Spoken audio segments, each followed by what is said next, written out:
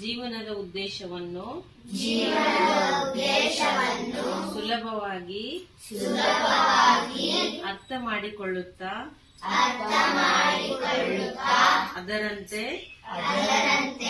ಜೀವಿಸುತ್ತಾ ಜನ್ಮದ ಉದ್ದೇಶವನ್ನು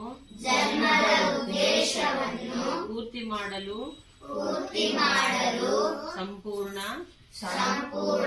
ಸಹಕಾರ ನೀಡಿ ಪರಮಾತ್ಮನ ತಲುಪುವ ಮಾರ್ಗ ಸ್ಪಷ್ಟವಾಗಿರಲಿ ಎಂದು